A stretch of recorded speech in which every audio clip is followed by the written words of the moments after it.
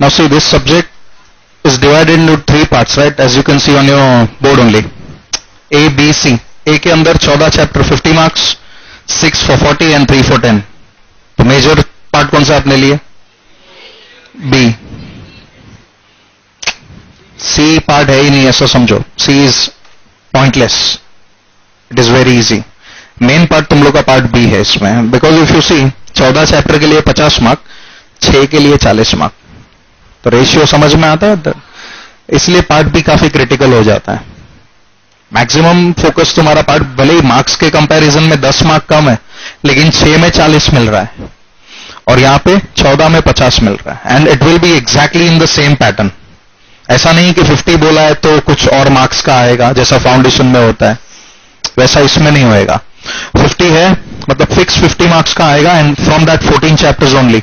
Similarly in part B and part C. बराबर. Now as you know this subject is completely theory paper of 100 marks. बराबर. जिसके अंदर total 6 question आएंगे, main question. And overall you will be solving 24 to 28 answers. Depends, कभी 24 भी होते, 23 होते हैं, मैक्सिमम 28 तक के क्वेश्चंस आते. 6 क्वेश्चंस के अंदर इतने डिवाइड हो जाते हैं. किसी में 4 होते, किसी में 5 होते. सो ओवरऑल अगर मैं गिनूं तो 6 4 24 तो होने ही वाला है. अगर मैं 4 question in each main question गिनता हूं, so there will be 24 questions at least. लेकिन किसी किसी में 5 आते हैं, इसलिए 28 तक जाता है वो. बराबर. Now talking about this subject, सुना है इस सब्जेक्ट के बारे में? You know what this subject is? क्या? So this is the core subject about your profession. जो तुम लोग आज कोर्स कर रहे हो, ये C stands for what? Company ना. And S stands for secretary. Now अगर तुम कंपनी के सेक्रेटरी बनने वाले हो तो तुमको मेजर फोकस कौन से लॉ पे करना है? कंपनी लॉ पे ही करना होता है. इसलिए don't think that this chapter is just for your CS executive. ये तुम लोगों को लाइफ टाइम काम में आएगा. Any time, even after you clear your exams, you clear your professional, जब जॉब करोगे, प्रैक्टिस करोगे, तभी भी ये लॉ तो तुम्हारे साथ रहेगा ही रहेगा. बिकॉज कंपनी में हम लोग काम करने वाले, और कंपनी को मेन लॉ कौन सा लगता है? That is company law. Plus there is one more act, SEBI. पता होगा है ना, सेबी स्टार्ट हुआ है. हाँ, so you know SEBI is applicable mostly in case of listed companies. सो वो भी कंपनी के रिलेटेड ही एक लॉ होता है. लेकिन सेबी तो बाद में, पहली चीज हमेशा क्या देखी जाती है? कंपनी लॉ देखा जाता है. क्योंकि एक मेन ब्रीफ कहां से शुरू होता है? कंपनी से शुरू होता है. फिर वो अगर कंपनी लिस्टेड होता है तो सेबी लगेगा, अनलिस्टेड है तो क्या करना है? बराबर. So that is why this company law is the major subject for you, considering your means your work as well and considering this syllabus as well. Now if you understand, तुम लोग का एक शायद GL भी start हुआ है. बराबर. You know what kind of subject that is? It has various acts. अलग अलग एक्ट्स है उसके अंदर. आई थिंक हर एक चैप्टर का अलग अलग एक्ट है. Each and every chapter is different act. Now that considering GL and उसके सामने मैं रखता हूं CL. Now this is a dry subject. Now what do mean by dry? इस सब्जेक्ट में मैं तुम लोग को डेली रूटीन के एग्जाम्पल नहीं दे सकता. डेली रूटीन समझ में आता है? Like the things which we see in our daily life. Companies के बारे में हम लोग क्या देखते? कुछ नहीं देखते. अभी जनरल लॉ में तुम लोग का शायद ये चैप्टर हुआ, IPC, इंडियन पिनल कोड. बराबर. तो उसमें तुम लोग को क्राइम के रिलेटेड कुछ ना कुछ एग्जांपल्स मिल सकते हैं. बराबर. Now crime is something which we can observe in our daily life as well, but companies के related we are not in access. So that is why this becomes dry. We can frame the example like what we can do is A limited बना देंगे, उसने B limited के साथ ऐसा किया. We can do that. But practical examples जो तुम लोग रूटीन लाइफ में देखोगे वो तुम लोग को नहीं मिलेंगे. Unless and until you are already working in a company. कोई है? नहीं, इस एज में कोई नहीं होगा. Right? So पहले से ही याद रखना कि इसमें एग्जाम्पल्स बहुत ही रेस्ट्रिक्टेड आएंगे and it will be mostly in the category of A limited, B limited. वैसा ही कंपनी बनता रहेगा. जो जो कंडीशंस या जो जो प्रोविजंस हम लोग करेंगे, in that whatever examples are required, it will be in this form only. There are lakhs of companies, right? हर एक कंपनी के नाम भी तुम लोग को पता है? नहीं. तुम लोग को हार्डली टाटा, रिलायंस, महिंद्रा, बड़ी बड़ी कंपनीज के ही नाम पता होंगे, but there are so many transactions जो छोटी कंपनीज में भी होते हैं. There are lakhs of companies in India, we can not count, right. Next अगर मैं बात करूं तो ये सब्जेक्ट के बारे में तुमने क्या सुना है? डिफिकल्ट, इजी कुछ सुना है? डिफिकल्ट सुना है? किससे सुना है? किससे सुना है? मतलब सीनियर, कौन से सीनियर? हाँ, वो पास हुए तो फिर भी डिफिकल्ट लगता है उन लोग को. फेल होते तो एक बार मैं समझता. Now say this subject is not difficult and it's not even easy. This is a tricky subject. Now why do I use this word tricky? Tricky का मतलब क्या है? ट्रिक होता है. You understand the trick, you solve the puzzle. The general example what I will take, same चीज यहां पे होगा. क्वेश्चन समझ में आया ना तो ही आंसर याद आएगा. तो आंसर लिखने के पहले सबसे बड़ा चैलेंजिंग चीज क्या है? क्वेश्चन समझो. Now question will be not in the type of this के what do you mean by this, what do you mean by that, what is general meeting, what is director. नहीं, इधर तुम लोग को सीएस बना देंगे उन लोग. दे विल थिंक कि तुम सीएस हो and they will give you one situation कि ऐसा ऐसा हुआ है और ऐसा किया कंपनी ने, जो भी XYZ. You need to find out कि वेदर जो कंपनी ने किया है वो सही किया है कि गलत किया है. तो वो पहले तो ट्रांजैक्शन समझना पड़ेगा, जो सिचुएशन दिया है वो. Then you think about the act के एक्ट में क्या बोला है, and then you compare two things. एक क्वेश्चन में दिया है वो एंड एक एक्ट में दिया है वो. फिर कंपैरिजन से पता चलेगा कि जो हुआ है क्वेश्चन में वो सही हुआ है कि गलत हुआ है, वो तुम्हारा आंसर होगा. इन शॉर्ट एनालिसिस निकालना है. तुम्हारे सामने एक situation and you need to analyse the situation and then you need to frame the answer. तो इस सब्जेक्ट में आंसर लिखने का तरीका भी पूरा अलग होता है. You can not just keep on writing point wise. तुम लोग ने सुना रहेगा पॉइंट वाइज आंसर लिखने का, बराबर. But for this subject I will not से राइट द आंसर. इधर जो एनालिसिस अपने को रिप्रेजेंट करने आंसर में, इट हैज अ पैटर्न. और वो पैटर्न क्या है वो हम लोग स्लोली स्टेडिली प्रैक्टिस करते रहेंगे. Right from the very first day में बताऊंगा तो सब ऊपर से ही जाएगा. After each and every chapter we will be solving at least one question class में. I will be giving you a situation and उसका answer, so that we understand how answer is to be written. Overall अपने कितने chapters है? 23 chapters है. सो अगर मैं एक का एक करूं तो भी 23 क्वेश्चंस हो जाएंगे, बट हर एक में एक नहीं होंगे. देयर आर फ्यू चैप्टर्स जहां पे 2-2, 3-3 भी होंगे. So on an average we will be solving approx 25 to 30 questions अगर मैं एवरेज निकालूं तो. So that will be very much enough for us to practise how to write the answer.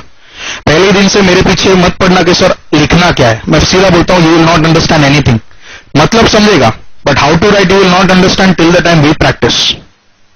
जब तक हम लोग खुद प्रैक्टिस नहीं करेंगे तब तक तुम लोग को समझ में भी नहीं आएगा लिखना क्या है. बिकॉज मैंने बोला ना कि this is not the kind of answer which you have written. तुम लोग ने आज तक ऐसा आंसर कभी नहीं लिखा होगा. हर एक चीज का पैटर्न होता है, वैसे इसके आंसर्स के भी पैटर्न होते हैं. तो अपने को फिलहाल ध्यान में क्या रखना है? कॉन्सेप्ट. लॉ पढ़ने का सबसे बड़ा मेन सिंपल फंडा होता है कि कॉन्सेप्ट याद रखने का. बिकॉज अगर कॉन्सेप्ट याद है तो बाद में लिख सकते हो कि क्या लिखना है. समझा? सो जो भी मैं सिखाऊंगा उसका हमेशा कॉन्सेप्ट क्लियर रखना कि अगर ये सेक्शन है तो ये सेक्शन में क्या बोला था. Keep the basic things in your mind, ज्यादा कॉम्प्लिकेट भी नहीं करने का, बराबर. सेकंड चीज आता है sections. Now company law means it is whole one single act. Companies act 2013, it has 470 sections. ऊपर से अलग से सब सेक्शंस जिसका काउंटिंग मुझे भी नहीं पता. There are so many sub sections. एक में 10-15 होंगे, कुछ में 100 जितने होंगे. There is like question section 2 has got 97 sub sections. मतलब 470 प्लस 100 ऐसे ही ऐड हो गया. So it is technically not possible for you to remember, not even possible for anyone to remember those sections. फिर भी जो जो चैप्टर्स मैं बोलूंगा उसके सेक्शंस याद रखने पड़ेंगे. Not all. 470 मेरे से भी याद नहीं होने वाले, तो मैं तुम लोग को कहां से दूंगा, बराबर. जो जो चैप्टर्स मैं बोलूंगा उन सबके सेक्शंस का एक लिस्ट तुम्हारे बुक में होना चाहिए. नोटबुक, ये बुक नहीं है, नोटबुक अपना एक नोटबुक कैरी करने का. Once we finish the chapter, कुछ भी रिटर्न नोट्स भी होंगे कुछ, तो वो लिखने के बाद जो भी लास्ट पेज आता है उधर एक सेक्शन का लिस्ट बना देने का. So that whenever we study वो सेक्शंस अपने सामने रहेंगे. ठीक है. थर्ड थिंग आते हैं forms. What do you mean by forms? जैसे सेक्शंस है वैसे फॉर्म्स है बहुत सारे. On an average there are 70 forms. 70. ROC पता है? ROC, you know, registrar of companies. Company को कुछ भी सबमिट करना होता है आरओसी में तो फॉर्म भर के करना होता है। जिन्होंने फाउंडेशन किया रहेगा उन लोगों को थोड़ा बहुत आइडिया रहेगा। इनकॉर्पोरेशन प्रोसीजर में वी हैव सम फॉर्म्स, याद है? इनकॉर्पोरेशन प्रोसीजर में INC 32 स्पाइस वगैरह कुछ याद है तुम लोगों को? हाँ, so that was the form. वो फॉर्म हम लोग को सबमिट करना होता है आरओसी में। So one more thing will be added, that is list of forms. एक था लिस्ट ऑफ सेक्शन, दूसरा है लिस्ट ऑफ फॉर्म। हर एक चैप्टर में जो जो फॉर्म भी हमने आएंगे उसका भी एक लिस्ट बना के रखने का, ठीक है? ऐसे अपने प्रिंटेड नोट्स में ढूंढने का नहीं किधर है क्या है। एक बार ढूंढ के once we finish the chapter वो दो लिस्ट होना चाहिए, एक सेक्शन का लिस्ट बना के रखने का एंड एक फॉर्म्स का लिस्ट बना के रखने का, फॉर्म का नंबर एंड उसका हेडिंग। अभी जैसे कि INC 32 स्पाइस करके एक फॉर्म था, क्या था वो? Incorporation process. वो सिंपल याद रखने का कि 32 स्पाइस किसके लिए? इनकॉर्पोरेशन के लिए है। वैसा तो हर एक फॉर्म का है ना एक एक्सप्लेनेशन होता है। So along with that form you should also mention the explanation for each and every chapter. मैं बोलूं या ना बोलूं, तुम लोग खुद ही ये चीज अपने हिसाब से कर देने का। वाइल एक्सप्लेनिंग हम लोग फॉर्म्स डिस्कस करेंगे, but once we finish it तुम लोग इधर बैठ के या घर जाके अपना लिस्ट रेडी कर सकते हो। एक चैप्टर में हार्डली 5 से 7 फॉर्म आएंगे, उससे ज्यादा नहीं आएगा। आधे घंटे का भी काम नहीं है, बराबर? जब भी हम लोग एक्सप्लेनेशन करते होंगे at the time you mark your forms, तो मार्किंग भी रहेगा एंड जब चैप्टर खत्म हो जाएगा तो उसका लिस्ट नोटबुक में उतार देने का, बराबर?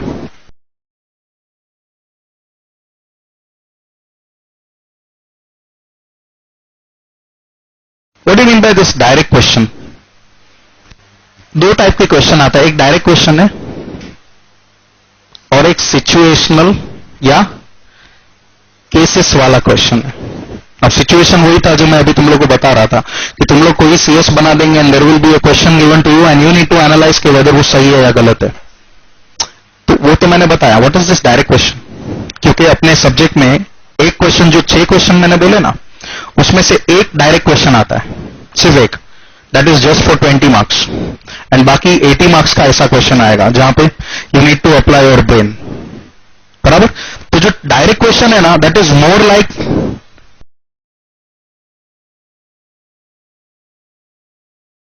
ये किया है कभी स्कूल में? ट्रू और फॉल्स विथ रीजंस कभी स्कूल में, not in college you will do, I don't know college में आता है, 11th 12th में शायद आता हो, है ना? 11th 12th में होता है, बराबर? सो तुम क्या लिखते हो? एक स्टेटमेंट दिया होता है, तुमको पहले करना है कि वो ट्रू है कि फॉल्स है, and what is the whatever it is you need to give the reasons, बराबर? ट्रू है तो क्यों ट्रू है, फॉल्स है तो क्यों फॉल्स है। Now same type of question यहां पे आते हैं, बट ट्रू और फॉल्स नहीं होता। एक स्टेटमेंट होता है डायरेक्ट क्वेश्चन में and you need to understand whether that statement is correct और इनकरेक्ट। करेक्ट है तो क्या करेक्ट है उसके अंदर, इनकरेक्ट है तो क्यों इनकरेक्ट है, डायरेक्टली रीजन लिखने होते हैं। इस क्वेश्चन को बोलते हैं इन लोग कमेंट। कमेंट मतलब क्या? उस क्वेश्चन के रिलेटेड जो भी तुमको आइडिया है वो एक्सप्रेस कर दो, बराबर? गलत है तो बताओ कि क्या गलत है और क्या सही होना चाहिए। तो ये एक इजी पार्ट आता है इस सब्जेक्ट में, which can be understood by everyone. पढ़ाई किया रहेगा, first question is very easy to handle, क्योंकि कुछ भी नहीं, एक एक लाइन का एक एक स्टेटमेंट होता है। ट्रू और फॉल्स की तरह ही इनकरेक्ट या करेक्ट स्टेटमेंट होगा, you know what ever about that statement, right it down. But जब क्वेश्चन 2 स्टार्ट होता है ना, फिर अपना पूरा प्रेजेंस ऑफ माइंड होना चाहिए, because unless and until we don't understand the question we won't be able to write the answer. इसलिए मैंने इस सब्जेक्ट को क्या बोला, ट्रिकी। एक बार क्वेश्चन समझने का, क्वेश्चन समझोगे फिर याद करने का कि क्या होता है सब सेक्शन में, जो भी उसका सेक्शन रहेगा वो, and then you need to analyse कि जो हुआ है वो सही हुआ है कि गलत हुआ है। That is why this subject is easy and this subject is equally difficult. Easy क्यों है? क्योंकि अगर तुमने पढ़ाई ढंग से किया है तो it is very easy for you to crack the answers. लेकिन अगर नहीं पढ़ा है ना तो तुम लोग कुछ सोच ही नहीं पाओगे, ठोक भी नहीं पाओगे। मैं सीधा बोलूं तो तुम लोग फेंकने का काम करते हैं ना, normally even everyone does that, right? नहीं आता तो कुछ ना कुछ लिख के आ जाते, लेकिन जब तक क्वेश्चन ही समझ में नहीं आता लिखेंगे भी क्या? ये सबसे बड़ा प्रॉब्लम होता है इसमें। This is not the kind of thing जहां पे तुम लोग को शॉर्ट नोट्स वगैरह आएगा। शॉर्ट नोट्स पता है, like one word is given and जो भी आता हो लिख के आ जाओ। शॉर्ट नोट्स पता है ना सब लोग को? ये ऐसा क्वेश्चन तो है नहीं। इसका क्वेश्चन ही 5-6 लाइन का होता है। गेटिंग, डराने के लिए नहीं, बट जो है वो फैक्ट बता रहा हूं। पहले से ही पता होना चाहिए कि क्या हम लोग करने वाले हैं यहाँ पे। गेटिंग, ऐसा नहीं कि बाद में एंड में मैं बोलूं, बाद में पता चला रहे ऐसा तो अपने को आता ही नहीं है। इसलिए राइट फ्रॉम द बिगिनिंग अपना अप्रोच ऐसा ही होना चाहिए। Think from the conceptual point of view. एक बार तुम लोग का सपोज किसी का इंग्लिश वीक है, पेन लेने गया, डजेंट मैटर, गुजराती गुजराती हो गुजराती, मराठी हो मराठी, अपने मदर टंग में सब कॉन्सेप्ट रखो. You understand first what it is given and then you think of writing. पहले लिखने के बारे में सोचोगे तो मतलब नहीं है कुछ. पहले ये समझ के रखो कि लिखना क्या है, क्या तुम लोग लिखोगे, and then you try to think कि भाई इसको अभी लैंग्वेज में कैसा लिखा जाए. ना लैंग्वेज की बात करो तो there is one thing called as legal language. पता है व्हाट इज लीगल लैंग्वेज? क्या होता है लीगल लैंग्वेज? बोलो. सुना है अभी इतना लॉ वगैरह हुआ, थोड़ा बहुत तो लीगल लैंग्वेज का आइडिया आएगा तुम लोग. क्या होता है? Anything anything you know. Legal language कुछ नहीं होता. It is just the basic English. और उस इंग्लिश के आगे तुम सेक्शन लगा देते हो बस. That becomes the legal language. कभी भी तुम आंसर्स लिखते थे ओसी में या तुम्हारा कॉमर्स का जो भी चल रहा है, do you mention in the section? नहीं, that is a normal English. And here while writing the answers, if you write the answer along with the section and you use few technical words, hard गिन चुन के 5 से 7 words होंगे ऐसे. अभी जैसे कि कंडीशन यूज नहीं करते, प्रोविजन यूज करते, अकॉर्डिंग यूज नहीं करते, अकॉर्डेंस यूज करते, परसुएंट यूज करते. देयर आर फ्यू वर्ड्स जो लीगल लैंग्वेज बना देता है. सो उसके बारे में भी मत फिक्र करो कि लीगल लैंग्वेज क्या होता है. पहले हमेशा ध्यान रखने का कि कॉन्सेप्ट पता होना चाहिए. Then you think of these two things. पहले तुम लीगल लैंग्वेज के बारे में सोचोगे तो आंसर का तो ठिकाना ही नहीं है. तो लीगल लैंग्वेज का करोगे क्या? If you know how to write in legal language but you don't know what is to be written, मतलब है क्या कुछ? नहीं, कोई मतलब नहीं. इसलिए सिंपल सा एक चीज याद रखना, for this subject concept clear रखना. पूरे सब्जेक्ट की बात कर रहा हूं मैं. For each and every paragraph, for each and every section, for each and every chapter concepts clear होंगे. It will be very easy for you to write the answer. क्यों? क्योंकि इतना प्रैक्टिस तुम लोग को मैं कराऊंगा लिखने का कि तुम लोग को आदत पड़ जाएगा how to write the answer. फिर एक ही काम बचता है, पढ़ने का. See there are 470 sections now. I can not make you write 470 answers. हर एक सेक्शन पे उतना पॉसिबल नहीं है. फिर 2 साल बाद एग्जाम देना पड़ेगा अगर उतना करना है तो. इसलिए हर एक चैप्टर में एक क्वेश्चन करेंगे and by the time 7-8 questions होंगे फिर तुम लोग खुद लिखना स्टार्ट करोगे. मैं फिर नहीं लिखवाऊंगा क्योंकि मैं डिक्टेट करता रहूंगा, तुम लोग सीखोगे नहीं. तुम लोग खुद लिखोगे. I will just discuss it in the class. और लिखना भी क्लास में ही है, मैं होमवर्क वगैरह नहीं देता. लिखना भी क्लास में ही है. मैं खुद तुम लोग को आंसर्स बाद में गाइड भी कर दूंगा कि इस तरह होना चाहिए. जो भी करेक्शन है वो तुम खुद कर लेने का. एक बार गलत होगा, 2 बार, 3 बार, 5 बार, 6 टाइम से ऑटोमेटिकली इंप्रूव हो जाओगे. तो फर्स्ट थिंग, कोई चीज के बारे में टेंशन मत लेना अबाउट दिस सब्जेक्ट. ये जो मैं बोल रहा हूं नॉट जस्ट कि तुम लोगों को डर लगे, बट वी शुड नो कि अपना प्रिपरेशन कैसा होना चाहिए. बस मेरा मेन मोटिव वो है. Because many time students don't even know कि ये सब्जेक्ट में करना क्या होता है. They just keep on studying, they don't even know how to write the answer. तो फिर मतलब नहीं है. गेटिंग? इसलिए पहले से ही मैं बता रहा हूं तुम लोगों को कि किस तरह तुम लोग का प्रिपरेशन होना चाहिए. एक काम करो, खाली ये जस्ट एक ये पार्ट्स लिख लो ना वहां पे in your notebook.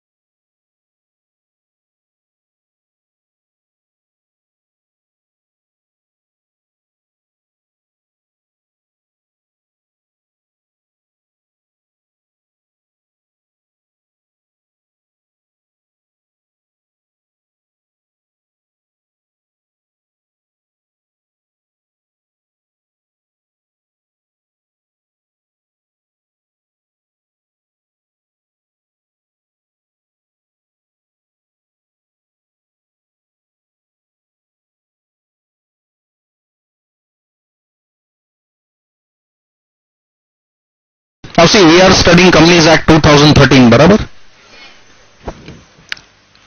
It has how many sections? 470 sections. ठीक है, ये तो कुछ नया नहीं था. एप्लीकेबिलिटी क्या है इसका? एप्लीकेबिलिटी क्या होता है? Where it is applicable. This act is applicable to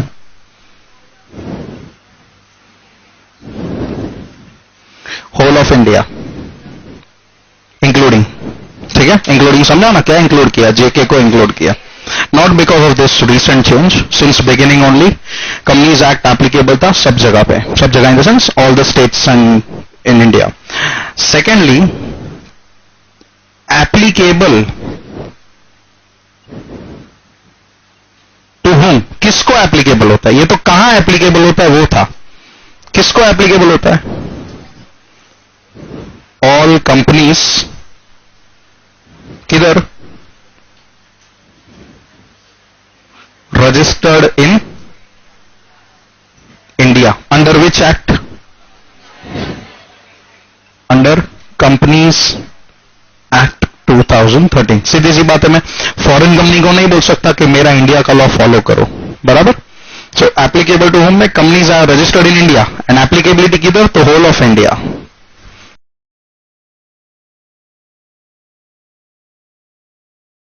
कुछ लिस्ट बनाता हूं एक कंपनीज का. एक है banking company, insurance company, electricity company, companies under special act. Example LIC. Now banking company example लेते हैं हम लोग, बराबर? राइट, ICICI एक बैंक भी है, ICICI एक कंपनी भी है, बराबर? नाउ ICICI कौन सा लॉ फॉलो करेगा? फॉर एग्जांपल बैंक्स को दो एक्ट लगते हैं अगर पता हो तो. एक होता है RBI एक्ट, एक होता है बैंकिंग रेगुलेशन एक्ट, बराबर?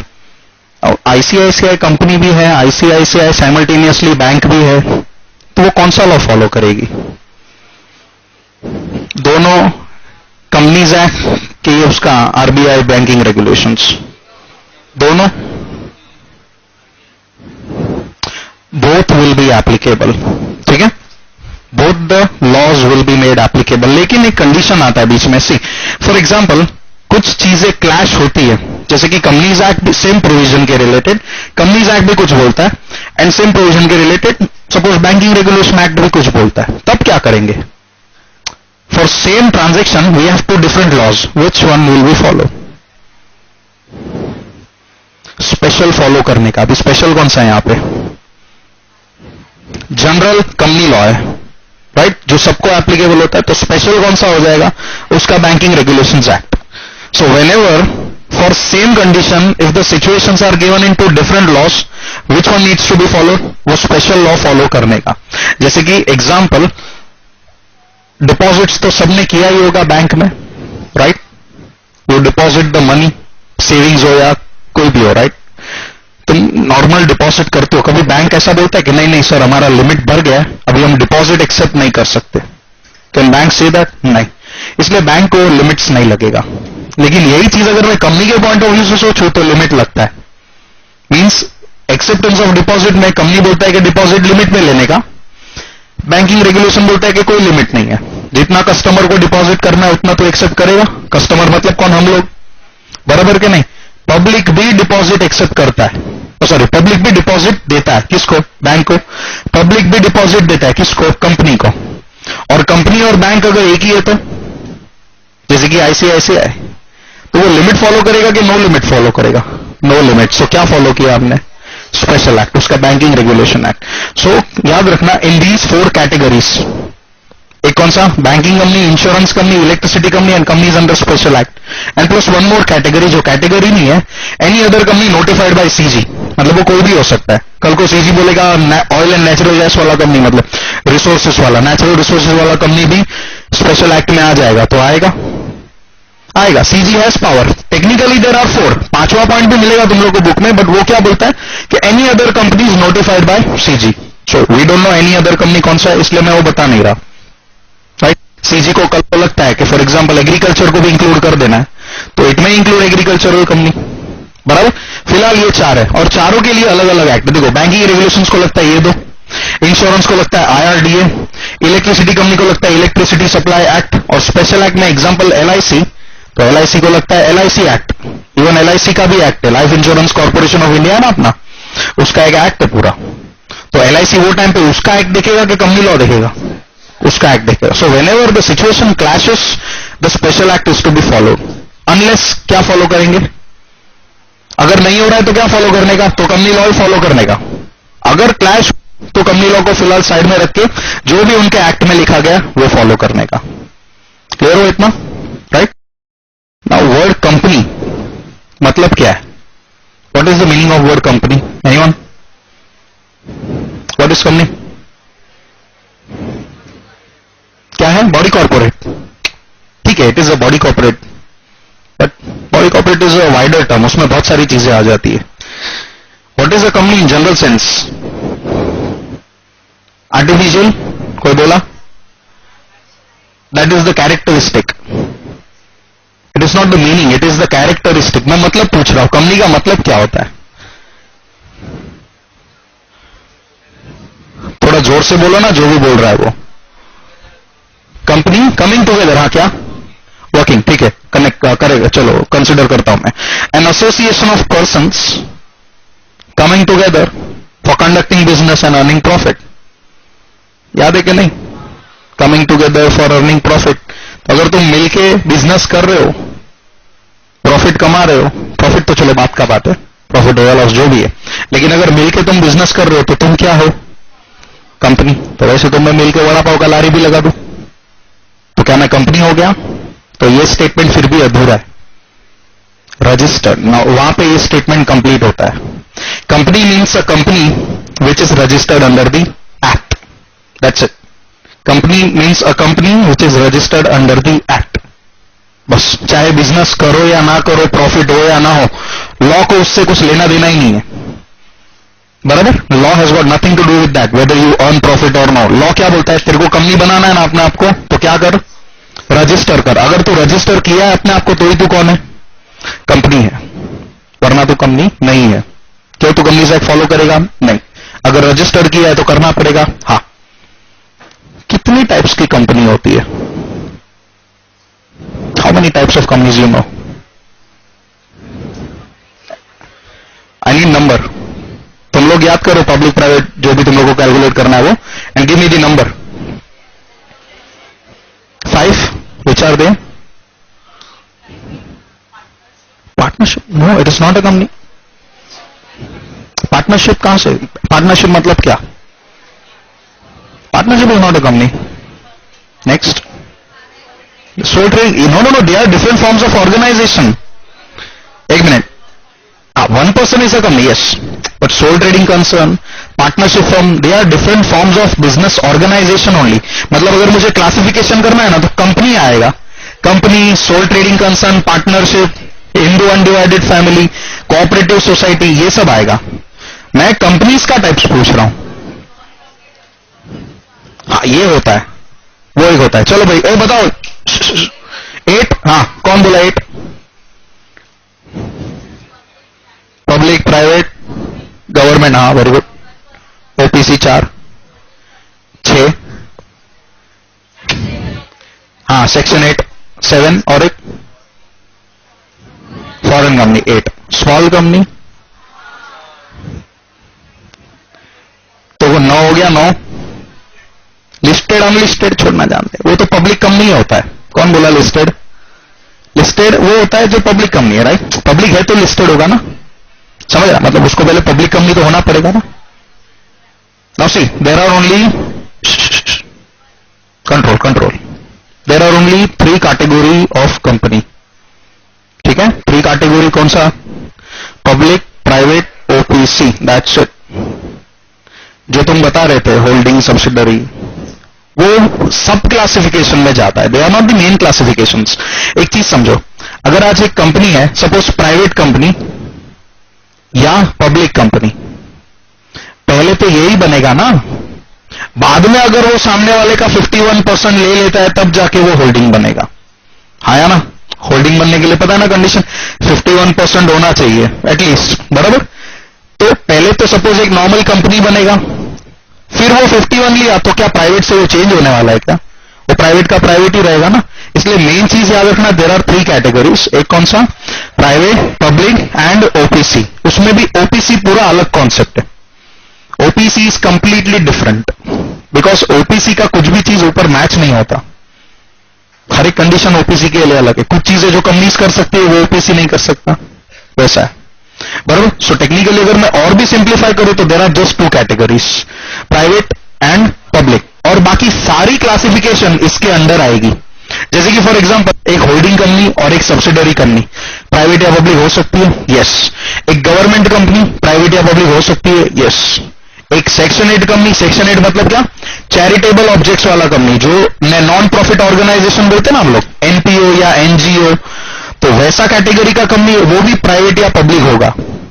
स्मॉल कंपनी नाम का भी एक कंपनी होता है, स्मॉल कंपनी हमेशा प्राइवेट होगा, है ना, पहले प्राइवेट तो है ना। So all these will be सब क्लासिफिकेशन। इसलिए याद रखना मेन क्लासिफिकेशन क्या है? Private and public. अब अपने को आज यही टाइप्स के साथ ही स्टार्ट करना है। पहले कंपनी लोग पहले समझते कि कंपनी क्या होता है, right. The first thing which we will be doing right now is private and public company का पूरा explanation.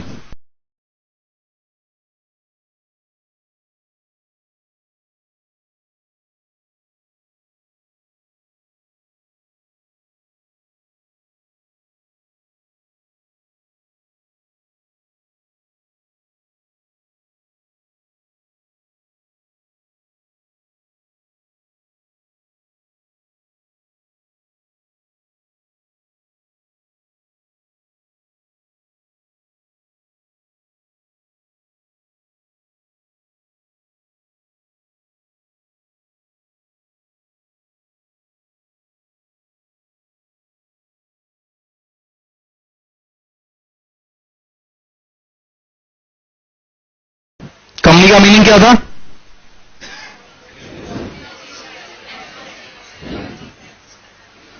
Means a company registered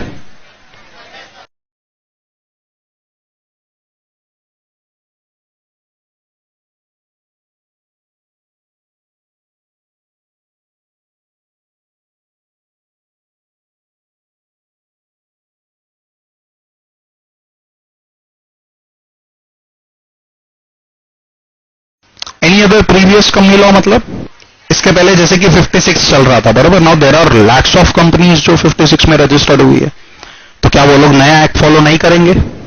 करना ही पड़ेगा। इसलिए नए इन द सेंस 2013 के मीनिंग में क्या बोल दिया? Under section 2 sub section 20 company means a company registered under new act और any of the previous act. मतलब सारी कंपनीज को आज कौन सा एक्ट फॉलो करना पड़ेगा? 30 वाला एक्ट फॉलो करना पड़ेगा, बराबर। And recently on 31 July this got amended. Amendment समझ में आता है? Company law keeps on changing. इन लोग को शुरुआत में पता नहीं चलता क्या करना है क्या नहीं करना है, इसलिए हर साल कुछ ना कुछ नया नया लेके आते हैं। So on 31 July only the companies amendment act 2019 came. Companies act रहेगा 2013 ही, लेकिन देयर आर 44 new points which are added. 43 मतलब जो ऑलरेडी अपने पॉइंट्स है उसके अंदर 43 एडिशंस हो गए, तो that becomes amendment act 2019। Same way it happened in 2017, right? So it keeps on changing. But अपने को एक्ट क्या याद रखना है? 13 ही याद रखना है। कभी भी वो 19 वगैरह मत लिखना।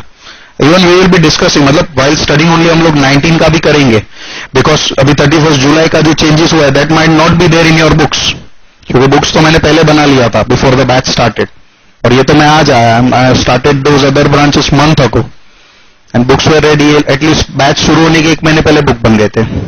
एंड एट द एंड अभी चेंज हुआ। सो वो कैलकुलेशंस मतलब हैंड से ही कैलकुलेशंस, कैलकुलेशन क्या बोल रहा हूँ, करेक्शंस करने पड़ेंगे अपने को।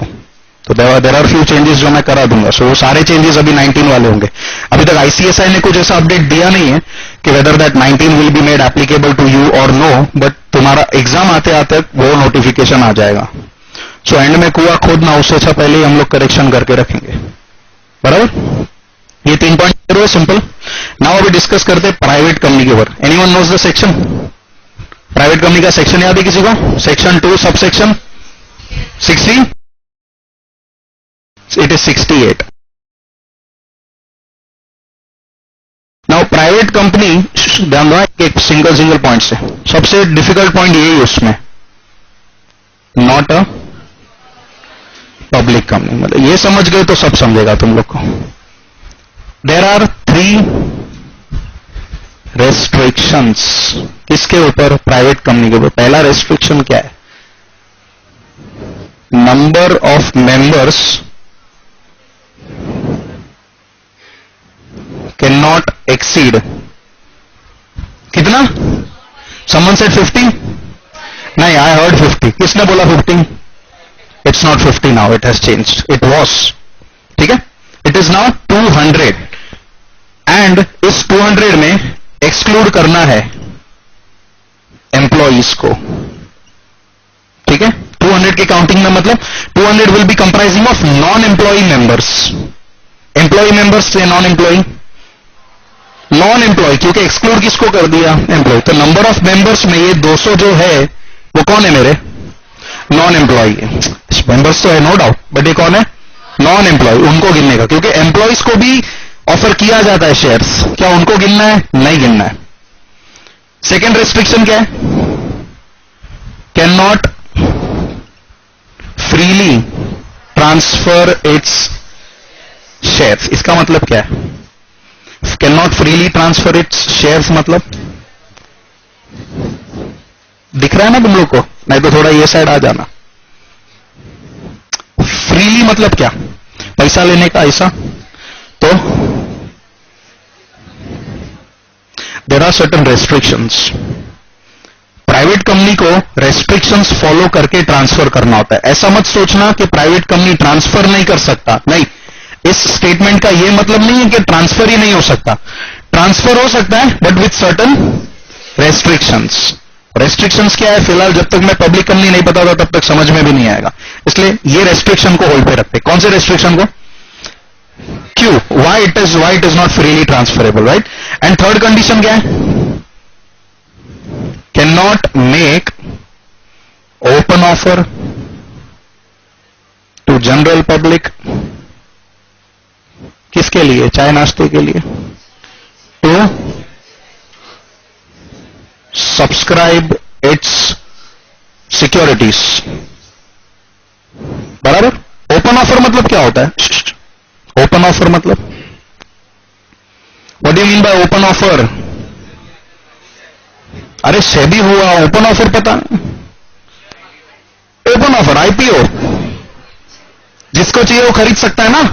क्या आईपीओ में भी चुन चुन के देंगे हम लोग? जिसने अप्लाई किया उसको देंगे. That became an open offer. तो क्या ऐसा ओपन ऑफर प्राइवेट कंपनी कर सकता है? नहीं. तो प्राइवेट कंपनी ऑफर कैसे करेगा? How that private company will offer the shares? Selected लोगों को चुन चुन के. हाँ, चिक्या बोल रहा हूं मैं. सिलेक्टेड लोगों को चुन चुन के, जिसको इंग्लिश में बोला जाता है the shares are offered by private company to selected group of persons only. And जिसको टर्म दिया गया है प्राइवेट प्लेसमेंट. समझा? प्राइवेट प्लेसमेंट मतलब सिलेक्टेड लोगों को शेयर देने का, सिक्योरिटीज देने का. ऐसा कौन कर सकता है? प्राइवेट कंपनी कर सकता है. समझा? इसलिए वो ओपन ऑफर हुआ क्या? नहीं, वो तो रेस्ट्रिक्टेड ऑफर हो ना. जिनको मैंने बोला है, मतलब जिनको मैंने ऑफर किया है, वही खाली शेयर ले सकता है. बाकी जिसको बोलते ना ऑफर नहीं दिया है वो ले सकता है मेरे पास से शेयर नहीं. That is why it is called private placement. बराबर? क्लियर इतना? Name ends with word private limited, no company. ठीक है? एंड लास्ट,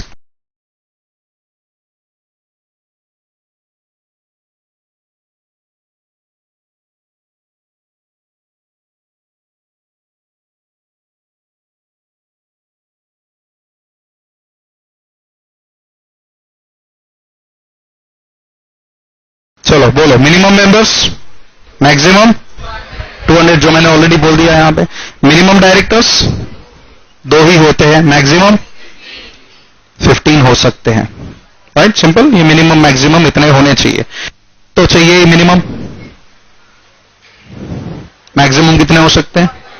बराबर, ये रेस्ट्रिक्शन लगेगा। मिनिमम डायरेक्टर कितने चाहिए, मैक्सिमम कितने हो सकते हैं? 15। क्या ये 15 को मैं इंक्रीज कर सकता हूं? Yes, by passing what? Now what is the special resolution? What is the special resolution? क्या होता है? First forget special, what is resolution? Bye the वे, कौन टीवाई से डायरेक्ट आया ओडी मार के? एनीवन? उसमें कोई प्रॉब्लम नहीं, पता चले मुझे। पूरा रेस करो ना, कैसे तुम लोग? अच्छा ना, उल्टे का टीवाई करके आए हो। चलो 4-5 जने, कोई बात नहीं। तुम लोग ने कभी लाइफ में रिजोल्यूशन नाम का वर्ड सुना है? न्यू ईयर रिजोल्यूशन वगैरह ऐसा कुछ लिया आज तक? क्या होता है वो? What is that new year resolution which you take normally? अगले साल से ये बंद, अगले साल से वो बंद, इसको नहीं देखूंगा, उसको नहीं देखूंगा, ऐसा करते हैं। That is a decision, it is a decision. तो यहां पे भी वही है, डिसीजन जो लिया जाता है उसको यहां पे क्या बोलते हैं? रिजोल्यूशन बोलते हैं। रिजोल्यूशन मतलब वो सेटलमेंट वाला नहीं है। सेटलमेंट को भी है ना, प्रॉब्लम को रिजोल्व करना, even we use that word, but this is not that resolution. ये रिजोल्यूशन मतलब क्या? डिसीजन वाला resolution. Now what is the special in front of it? दो टाइप के रिजोल्यूशन होते हैं, एक्चुअली 3 होते हैं, बट फिलहाल 2, स्पेशल एंड ऑर्डिनरी। ये स्पेशल क्या है? एजीएम में, हाँ, वो क्या होता है? इट्स नॉट नेसेसरी कि एजीएम में पास होता है वही स्पेशल होता है, नहीं। कितना कितना?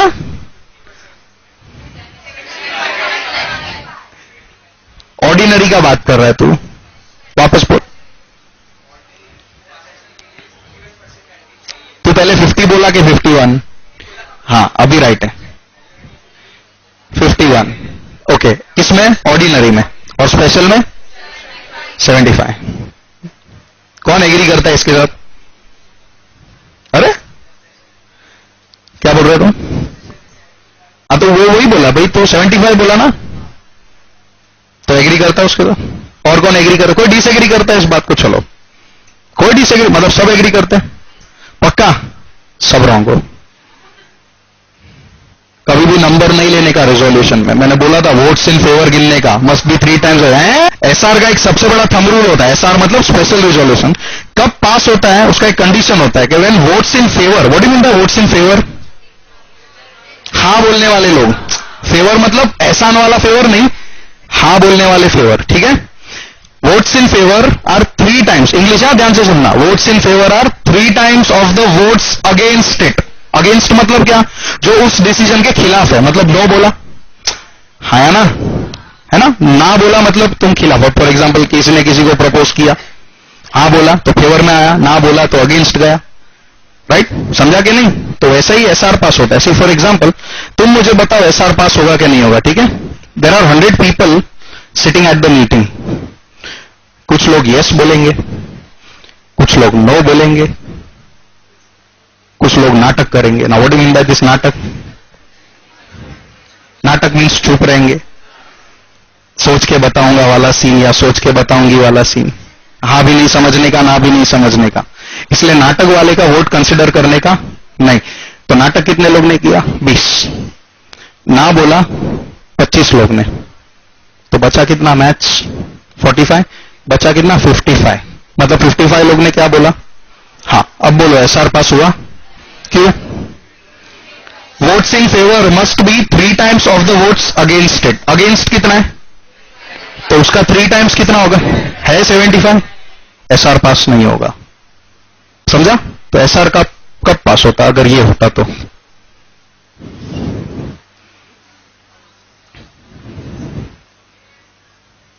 ऐसा नहीं रे, तू 75 किसका गिनेगा बता? ऐसा नहीं ना, तो वही तो गलती हो रहा। मतलब तेरे कहने पे 75 यस चाहिए। अगर तू ये सोच रहा है ना, that means you need 75 yes. वो रॉन्ग है ना। देख, मैं 60 पे भी पास करके देता है तेरे को, समझा ना? मैं 60 पे ही पास होता है, इसलिए मैं 60 का एग्जांपल लेता है। 60 पे भी एसआर पास होता है। इफ यू थिंक 75 ना, तो तेरे मन में क्या आएगा पता है? कि हाँ 100 में से 75 हाँ बोलेंगे तो ही पास होने वाला है, जबकि ऐसा नहीं है। बराबर? ये तुमने किधर भी पढ़ा हो 75, 51, वो सब नो डाउट रॉन्ग नहीं बोलूंगा, but technically it is incorrect. बराबर? Technically it is incorrect. याद क्या रखने का? एसआर के लिए votes in favour are 3 times, ये है 3 टाइम्स, हाँ देखो 20 into 3 इज इक्वल टू 60 चलेगा। और एक रेजोल्यूशन होता है ऑर्डिनरी रेजोल्यूशन, भले ही अब तक डिस्कस नहीं किया हमने, बट है तो बता रहा हूं। ये भी कौन पास करेगा? सपोज यहां पे भी सॉल्व होगी है, right? 100 people are sitting in the meeting, वही यस बोलने वाले 40, नो बोलने वाले 35, बचा कितना? 25। नाटक करने वाले 25, मतलब ये लोग तो गए। अभी बोलो मेरा ऑर्डिनरी रेजोल्यूशन पास हुआ कि नहीं हुआ? कैसे? ऑर्डिनरी का सिंपल कंडीशन है, वोट्स इन, वही सब सेम, सब वही रहेगा, खाली 3 टाइम्स की जगह पे वर्ड आएगा हायर। जो 3 टाइम मैंने बोला ना एसआर के लिए, votes in favour must be 3 times of the votes against it. Ordinary में वही 3 टाइम का क्या हो जाएगा? हायर। है क्या हायर? खत्म। 1 टाइम 2 टाइम कुछ नहीं देखने का। 35 नो, 40 यस, ऑर्डिनरी पास हो गया। समझा? सो कभी भी याद रखना, जिधर भी रेजोल्यूशन आता है एसआर, तो समझने का votes in favour must be 3 times. जिधर भी कंडीशन आया OR, votes in favour must be higher. अभी इधर coming back to the point, अगर मुझे ये 15 की लिमिट को इंक्रीज करना है तो मुझे क्या पास करना है? Special resolution. ठीक है? It can be increased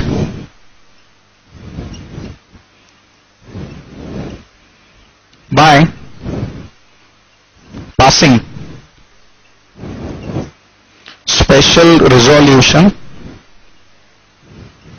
eight general meeting. Clear हो इतना? कोई डाउट इसमें किसी में भी? खाली ये एक पॉइंट अपना अभी भी बाकी है, ठीक है? वो पब्लिक करेंगे, दोनों का साथ में बता दूंगा। फिलहाल कोई doubt?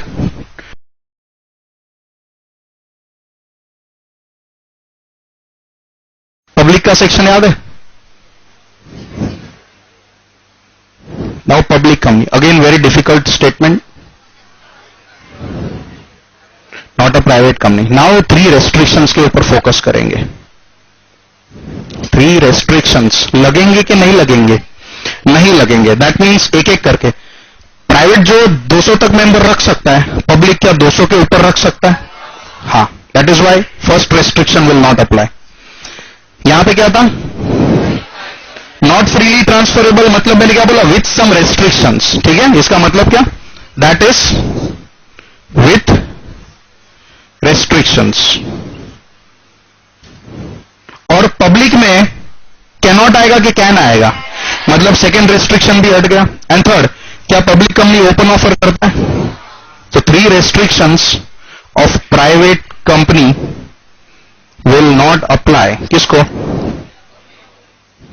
To public company. Simple. Now अभी वो पॉइंट मेरा नॉट ट्रांसफरेबल वाला पॉइंट था, बराबर? Not freely. एंड यहां पे क्या होगा? सपोज इसका मैं एग्जांपल दे, इधर क्या होगा? Second condition, can freely transfer it's shares, बराबर? ये ऐसा एग्जांपल लिखा है। नाउ डिफरेंस क्या है दोनों में? तो एक छोटे से आर्टिकल ऑफ एसोसिएशन का, you know article of association क्या होता है? What is article of association? It is a document where the rules and regulations of the company are mentioned. Articles में जो भी लिखा है वही कंपनी को फॉलो करना है। ठीक है? रूल में अगर शेयर ट्रांसफर के रिलेटेड कुछ पॉइंट है तो क्या रूल फॉलो करेंगे कि अपना मन का करेंगे? इसीलिए नॉट फ्रीली ट्रांसफरेबल। क्या फॉलो करना है? रूल फॉलो करना है। रूल में जो बोला है वही फॉलो करने का। अगर एओए में ट्रांसफर के रिलेटेड कुछ नहीं लिखा, मैं प्राइवेट कंपनी का बात कर रहा हूं, नथिंग मेंशन, अगर मेंशन किया है तो क्या करेंगे? फॉलो करेंगे। नहीं किया है तो अपनी मर्जी से करेंगे? नहीं, can not transfer. If there is no condition for AOA, तुम ट्रांसफर नहीं कर सकते, फ्रीली ट्रांसफर नहीं कर सकते। नाउ यही चीज अगर इतना समझा ना, फिलहाल ये थोड़ा ऊपर जा सकता है, इसलिए पक्का इतना क्लियर? क्या लिखा है? अगर रूल में लिखा है फॉलो द रूल्स, नहीं लिखा है फ्रीली ट्रांसफरेबल नहीं कर सकते, बराबर? पब्लिक कंपनी में भी सेम आर्टिकल्स होगा, पब्लिक कंपनी का एओए होगा, ऑफकोर्स होगा, उसमें लिखा है क्या फॉलो करेंगे? रूल्स। उसमें नहीं लिखा है, उसमें नहीं लिखा है तो कर सकते, लेकिन क्या? तो now see the main reason, उस शेयर को दूसरे लॉ के हिसाब से ट्रांसफर करना पड़ेगा। ये जो मैं रेस्ट्रिक्शन लगा के बैठा था कौन सा लॉ है? अपना कंपनीज एक्ट। एंड जो ये फ्रीली ट्रांसफरेबल होता है ना, that is under transfer of properties act. Transfer of property act 1882 करके एक्ट है पूरा, जो तुम लोग का शायद ईसीएल में आएगा, बराबर। तो in that a share is a property, share जो है ना उसको प्रॉपर्टी ट्रीट किया जाता है, and that too movable property. Movable समझ में आता है, इमूवेबल अपना लैंड एंड बिल्डिंग होता है, एंड शेयर मूवेबल के कैटेगरी में आता है। सो नॉर्मल के साथ, for example if I sell this marker, क्या मार्कर भी एक प्रॉपर्टी है? It is a movable property. वैसे ही I can sell those shares, but not as per companies act, but as per transfer of properties act, इसीलिए they are freely transferable. अगर AOA में भी कुछ नहीं लिखा है ना, तो भी तो दूसरे लॉ के हिसाब से ट्रांसफर कर दे, चलेगा। समझ रहा है कि नहीं? तो ये ऐसा कौन कर सकता है? पब्लिक कंपनी कर सकता है, इसीलिए इट कैन फ्रीली ट्रांसफर। ये ऐसा कौन नहीं कर सकता? प्राइवेट। प्राइवेट टोपा देखेगा, टोपा मतलब ट्रांसफर ऑफ प्रॉपर्टी एक्ट देखेगा, नहीं, इसलिए it can not freely transfer. समझा है दोनों के बीच का difference? Private company transfer of property act नहीं देख सकता। अलाउ किसको किया गया? पब्लिक कंपनी को, that is why its shares are freely transferable. समझा? अभी फॉर एग्जांपल तुम, आई डोंट नो किसने ये किया हो, but if you want to sell the shares you directly call the broker, और even if you want to purchase the share you call the broker. क्या broker ऐसा बोलता है रुको सर देखता हूं कोई खरीद रहा है कि नहीं खरीद रहा है फिर बेचते? नहीं, फ्रीली हुआ ना transfer. Normally if you want to buy और sell something you need a buyer and you need a seller, बराबर। आज मुझे ये मार्कर बेचना है तो कोई खरीदने वाला भी तो चाहिए ना। लेकिन यही चीज पब्लिक कंपनी में फ्रीली ट्रांसफरेबल, यही रीजन से कि वो कंपनी लॉ के हिसाब से नहीं, ट्रांसफर ऑफ प्रॉपर्टी एक्ट के हिसाब से ट्रांसफर हो जाएगा। समझा? गया ऊपर से? सब लोग को समझा ना? हाँ ठीक है। Then simple name ends with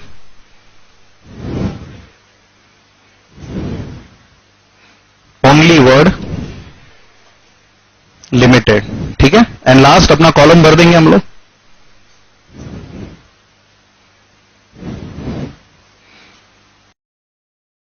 पहले क्या है? मिनिमम, इधर आएगा मैक्सिमम। पहले क्या है? मेंबर। चलो बोलो इसका, anyone? Minimum 7, minimum members are 7 in a public company, and maximum no limit. Minimum, maximum कितना? क्या इंक्रीज कर सकते हैं?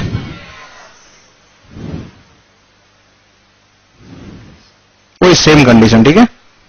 पास स्पेशल रेजोल्यूशन, जो सेम, वो सेम स्टेटमेंट चाहो तो लिख सकते हो, नहीं तो शॉर्ट में भी लिख सकते हो। नाउ द लास्ट कंडीशन जो मैंने जानबूझ के नहीं बताया because that is not applicable now, it is related to capital. Capital जैसे कि किसी ने अगर पहले पढ़ाई किया हो, पहले मतलब कभी पहले सुना हो स्कूल में, या स्कूल में तो नहीं, कॉलेज में, कि प्राइवेट कंपनी को मिनिमम 1 लाख रुपया लगता है, पब्लिक कंपनी को मिनिमम 5 लाख रुपया लगता है, उतना तो कैपिटल होना ही चाहिए। Now these conditions are removed under the act, means now a company can be without capital also. 0 रुपए पे भी कंपनी बन सकता है। कैपिटल मतलब रुपया ही है, इन शॉर्ट, आया ना? जो शेयर होल्डर पैसा लगाता है कंपनी के लिए, वो क्या है? कैपिटल ही है। तो आज के तारीख में तुम लोग 0 रुपए में भी कंपनी बना सकते हो, right? You can form a company without capital also. और अगर ये विदाउट कैपिटल अलाउ करना है तो क्या 1 लाख 5 लाख रखना मतलब बनता है क्या? नहीं। वरना सोचो ना, 1 लाख 5 लाख का कंडीशन भी है, एंड दूसरी तरफ दूसरा कंडीशन है you can be without capital. कैसे फॉलो करोगे? वो एक तरफ बोलता है minimum 1 lakh and minimum 5 lakh का कैपिटल रखो, एक तरफ लॉ बोलता है कि विदाउट कैपिटल बनाओ, क्या फॉलो करेंगे? It is not going to work. इसलिए वो दो को हटा दिया, वो दो को मतलब किसको? 1 लाख 5 लाख वाले कंडीशन को हटा दिया एंड विदाउट कैपिटल वाला कंपनी डाल दिया। इसलिए वो मिनिमम कैपिटल का पॉइंट यहां पे नहीं बताना है। वरना पहले था प्राइवेट कंपनी के लिए मिनिमम 1 लाख रुपया होता है, पब्लिक के लिए मिनिमम 5 लाख होता है, but now these conditions are not applicable. Clear पूरा? लिखो।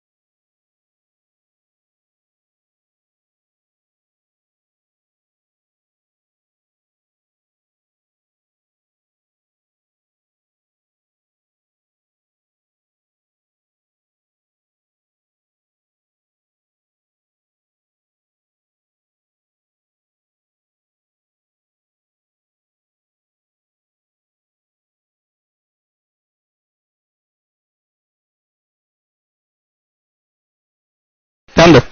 Now what is this one person here? One person मतलब वो कौन सा एक पर्सन है ये?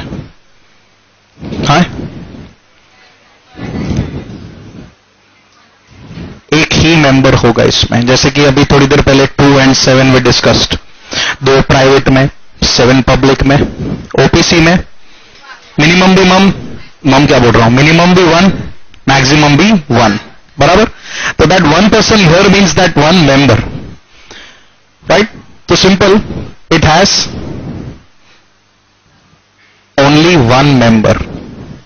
नाउ इसके साथ और एक जन की जरूरत पड़ेगी मुझे. वो कौन होगा? नहीं, डायरेक्टर नहीं, nominee. A nominee must be appointed. क्यों नॉमिनी क्यों चाहिए मुझे? कि फॉर एग्जाम्पल अगर मेंबर गया मतलब if he dies then who will be that member? Nominee बन जाएगा मेंबर. इसलिए नॉमिनी भी होना चाहिए. बराबर. जैसे कि for example you know what is this? Memorandum of association सबको पता है? Very good. चलो इसको क्या बोलते हैं हम लोग? पावर्स या तो scope of business activities of the company. बराबर. ये उसका मीनिंग है. लेकिन इसके अंदर होता क्या है? 6 क्लॉज होते हैं. याद आया कुछ?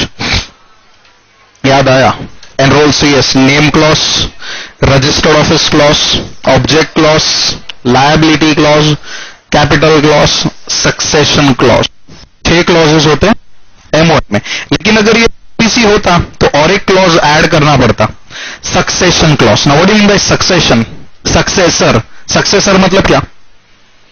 मेरे बाद जो भी प्रॉपर्टी जिसका भी होगा वो मेरा कौन रहेगा? सक्सेसर. तो सेम चीज यहां पे कि अगर मेंबर मरा तो वो मेंबर की जगह पे कौन आ जाएगा? नॉमिनी. उसका डिटेल किधर लिखा होता है? ये सक्सेशन क्लॉज में लिखा होता है कि नहीं?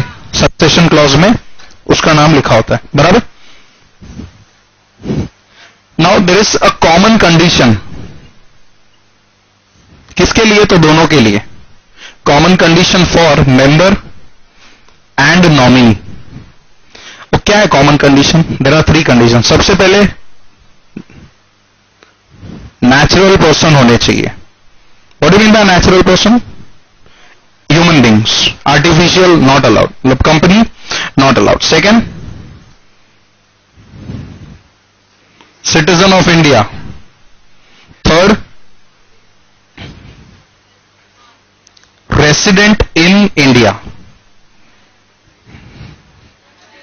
182. What is this 182? पिछले साल वो इंडिया में कितने दिन के लिए रहा है? एटलीस्ट 182 डेज के लिए. अगर ये तीनों कंडीशन सेटिस्फाई होता है तो ही वो पर्सन क्या बन सकता है? मेंबर या नॉमिनी बन सकता है. राइट. वो सिटीजन ऑफ इंडिया है, then too is allowed. Citizen के साथ क्या होना चाहिए? रेसिडेंट भी होना चाहिए.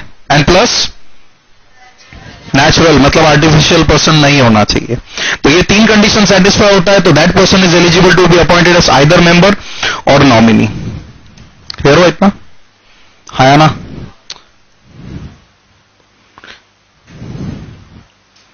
One director is sufficient. इसका मतलब क्या हुआ?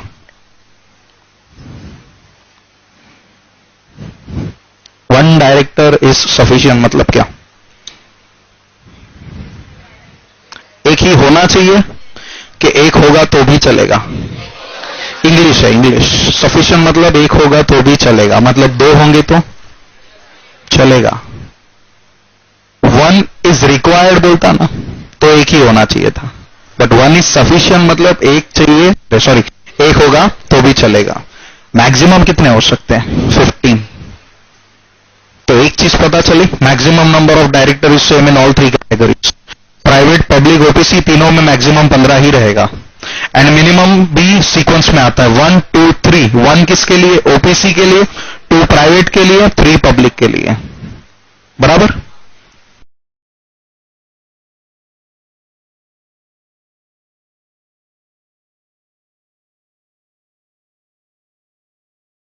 All must be fulfilled. अभी मैं एक स्टेटमेंट लिखता हूं समझे तो बताना। बट पहले मुझे बताओ, एक पर्सन के लिए कितनी पोजीशंस अवेलेबल है यहां पे,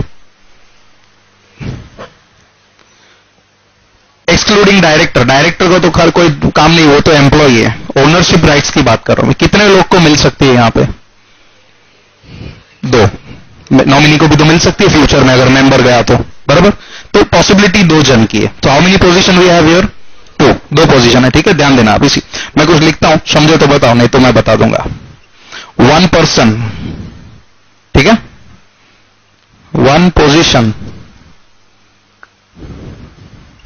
1 ओपीसी। मतलब ये तीनों एक ही स्टेटमेंट है, खाली मैंने ब्रेक कर दिया बस। ये तीनों को ज्वाइन करूंगा तो एक स्टेटमेंट बन जाएगा। 1 पर्सन मतलब एक इंसान, एक पोजीशन मतलब एक ही। मतलब क्या, मैंने ऑलरेडी तुम लोगों को 2 पोजीशन बताई। तो 1 मतलब क्या, 1 पर्सन 1 पोजीशन मतलब या तो मेंबर या तो नॉमिनी, दोनों एक साथ नहीं। और किधर? ओपीसी में ही। मतलब से क्या हो गया कि एक पर्सन या तो मेंबर बन सकता है या तो नॉमिनी बन सकता है, सिर्फ एक ओपीसी में। तो अगर आज मैं एक ओपीसी में मेंबर हूं तो मैं दूसरे ओपीसी में नॉमिनी या मेंबर कुछ भी बन सकता हूं? नहीं। समझा? 1 ओपीसी मतलब क्या, एज अ मेंबर और as a nominee I am allowed only in 1 OPC. Clear हुआ? मैं एक का मेंबर हूं, ओपीसी का मेंबर हूं, मैं दूसरी ओपीसी का नॉमिनी बन सकता हूं? नहीं। Vice versa? नहीं। क्लियर? मैं ओपीसी का नॉमिनी हूं, ध्यान से। मैं ओपीसी का नॉमिनी हूं, मुझे एक प्राइवेट कंपनी का मेंबर बनना है। समझा मैंने क्या पूछा? मैं एक ओपीसी में क्या हूं? नॉमिनी हूं। ओपीसी में मेंबर बन सकता हूं? तो प्राइवेट कंपनी में मेंबर बन सकता हूं? हां। रेस्ट्रिक्शन किसके ऊपर लगा है? ओपीसी के ऊपर लगा के रखा है। प्राइवेट पब्लिक को नहीं इंक्लूड किया है। मैं प्राइवेट या पब्लिक का मेंबर बन सकता हूं? मैं ओपीसी में अगर मेंबर या नॉमिनी कुछ भी हूं, मैं दूसरी कंपनी में मेंबर बन सकता हूं, बट मैं ओपीसी दूसरी में, मतलब दूसरी ओपीसी में कुछ भी नहीं बन सकता। क्यों? क्योंकि मैं एक जगह पे ऑलरेडी या तो मेंबर हूं या तो मैं नॉमिनी हूं। That is why this statement 1 position 1 OPC. समझा? अब इसको एक्चुअल में कैसे फ्रेम करना है। 1 person can either act as a member or nominee in only 1 OPC। बराबर? ये 3 चीजें, मतलब जो हमने 3 लाइंस था, that is clubbed into a statement. Clear हो ये स्टेटमेंट सब लोगों को? पक्का? Now we have some other conditions. सबसे पहले, OPC cannot invest in securities of other companies। बराबर? Second, cannot conduct non-banking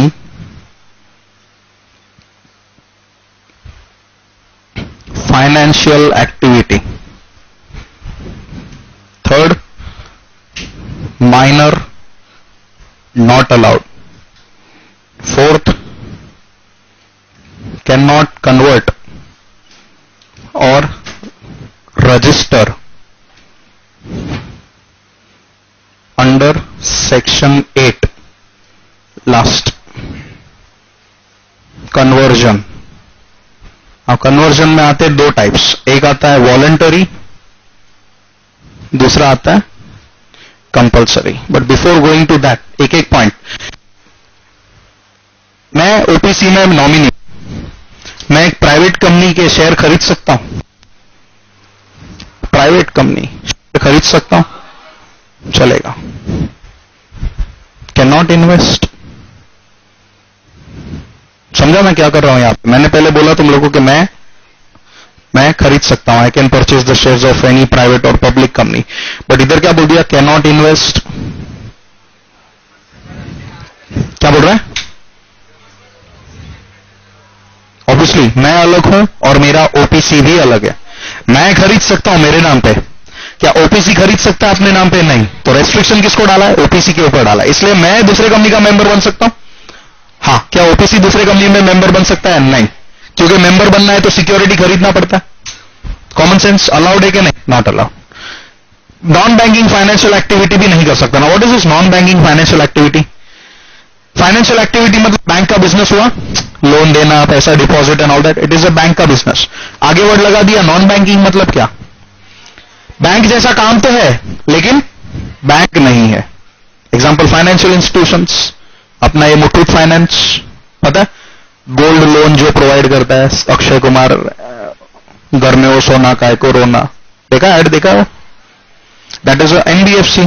third, minor is not allowed. Fourth is this section 8 by the way before going to that. Section 8 एक company होता है जो charity में होता है।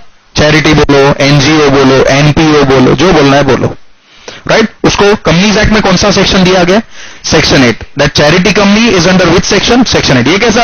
अभी जैसे कि ओपीसी 262 में आता है, वैसे ही सेक्शन 8 में क्या आता है? चैरिटी वाला कंपनी आता है। तो अगर एक ओपीसी ऑलरेडी रजिस्टर्ड है, वो अपने आप को कन्वर्ट करना चाहता है किसमें? एक चैरिटेबल ऑर्गेनाइजेशन में, नहीं कर सकता, नॉट अलाउड। नाउ ये कन्वर्जन मतलब ये किसमें कन्वर्ट हो रहा है फिर? पब्लिक या प्राइवेट में? सेक्शन 8 में कन्वर्जन अलाउड है क्या? नहीं। So this conversion will be in which company? Either it will B private और पब्लिक, बराबर। नाउ वॉलंटरी मतलब क्या? अपनी इच्छा से, किस इच्छा? कंपनी का, ऑफ कोर्स कंपनी के मेंबर का। एंड कंपल्सरी मतलब जबरदस्ती, किसी का इच्छा चलेगा उधर? नहीं। नाउ लॉ सीधा सिंपल बात करता है कि अगर तेरा इच्छा है ना कन्वर्ट करने का, तो 2 साल तक इच्छा दबा के बैठ।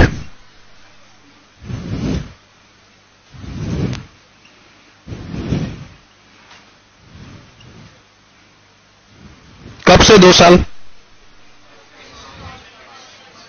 इनकॉर्पोरेशन से, राइट? जिस दिन तेरा पीसी बना उससे 2 साल तक क्या नहीं हो सकता? वॉलंटरीली कन्वर्ट नहीं हो सकता। एंड कंपल्सरी में 2 महीने में भी होना पड़ सकता है क्या? हाँ या ना? होना पड़ सकता है if you break the condition. What are those conditions? If capital exceeds ₹50 lakhs और एवरेज टर्नओवर ऑफ प्रीसीडिंग मतलब क्या? प्रीसीडिंग मतलब प्रीवियस। कितना? प्रीसीडिंग 3 फाइनेंशियल ईयर, इधर लिखता हूं, ठीक है? एक्सीड्स ₹2 crores, मतलब पिछले 3 साल का टर्नओवर निकालो, ऐड करो, डिवाइड बाय 3 करो, और अगर वो 2 करोड़ के ऊपर गया तो क्या करना पड़ेगा? कंपल्सरीली कन्वर्ट करना पड़ेगा। कैपिटल डायरेक्ट, कभी भी तुम्हारा कैपिटल किसके ऊपर गया? 50 lakhs, दिखा ना बस किधर है? If the capital exceeds 50 lakhs, तो क्या करना पड़ेगा? Compulsorily convert. मेरा कैपिटल 50 लाख रुपए, अभी 50 लाख पे करना है कन्वर्ट? नहीं, क्योंकि कंडीशन क्या? एक्सीड्स। 50 के ऊपर गया तो कन्वर्ट करना है। Up to 50 not required. Up to 2 crore required के नॉट रिक्वायर्ड? Not required. दोनों के ऊपर गया मतलब 50 की जगह पे 51 हो गया, या 2 की जगह पे 2.5 हो गया, तो करना है? तो करना है। 2 करोड़ और 50 lakhs दोनों ही सेम लिमिट पे हूं मैं, क्या मुझे कन्वर्ट करना है? नहीं, नहीं करना है। और कंपल्सरी कन्वर्जन कभी हो सकता है? कभी भी के 2 साल बाद, कभी भी। और वॉलंटरी कभी भी हो सकता है? 2 साल बाद। तो जब ये लिमिट देखते हैं तो इसको बीच में नहीं लाने का, ये लिमिट देखते हैं तो इसको बीच में नहीं लाने का। They both are separate. Clear? कोई डाउट कोई भी पॉइंट में? बोल। नॉमिनी विड्रॉ करना पड़ेगा। Withdraw his what you call, as a nominee he will be withdrawing his consent, फिर किसी और को अपॉइंट करना पड़ेगा। बोथ इफ, बोथ मैं समझा नहीं क्या? Both if members and nominee are not resident, before incorporation के आफ्टर नहीं, ये बिफोर का कंडीशन आता है। Once it is incorporated then it is okay, but ये कंडीशन आता है बिफोर के पहले। जो ये लिखा है ना हमने, किधर गया? ये पहले होना चाहिए, बाद में यू कैन गो, ऐसा नहीं कि तू अगर आउट ऑफ इंडिया चला गया तो ओपीसी कैंसिल हो जाएगा, नहीं, it is not going to happen. Because problem क्या है, अरे प्रॉब्लम क्या, बिकॉज कंडीशन क्या है, ओपीसी एक सेपरेट एंटिटी क्रिएट हो गया ना। पहले क्या था, पहले एंटिटी क्रिएटेड नहीं था, इसलिए लॉ डज नॉट वांट कि कोई बाहर का आके इंडिया में ओपीसी के बेनिफिट्स लेके जाए। Once you have registered the OPC, मतलब एक सेपरेट एंटिटी क्रिएट हो गया ना, फिर तेरे को जो करना है कर। खाली ये दो कंडीशन को फॉलो मत, मतलब इसको ध्यान में रख, क्योंकि अगर इसको तोड़ा तो तू ओपीसी नहीं रहेगा, फिर कन्वर्ट होना पड़ेगा कंपलसरी। और कोई डाउट किसी को? हाँ, और कोई डाउट लिखो।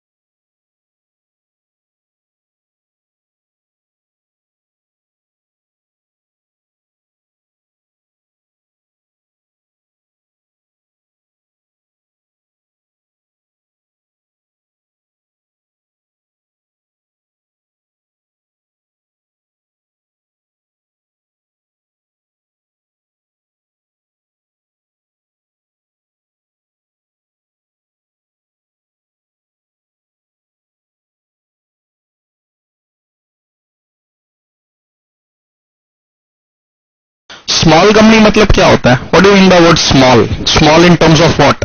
In terms of two things, capital and turnover. ठीक है, ये दो कंडीशंस की वजह से वो एक कंपनी स्मॉल होगी कि स्मॉल नहीं होगी वो पता चलेगा।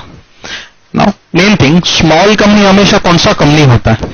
It is always a private company. मतलब सी, जो ये दो मैंने कैपिटल और टर्नओवर का कंडीशन बताया, अगर वो पब्लिक कंपनी भी सेटिस्फाई करता है तो क्या मैं पब्लिक को स्मॉल बोल सकता हूं? नहीं, वो हमेशा कौन सा होगा? प्राइवेट ही होगा। So always which company? A private limited company. Now next सीधा कंडीशन ही आएगा कि क्या है वो condition?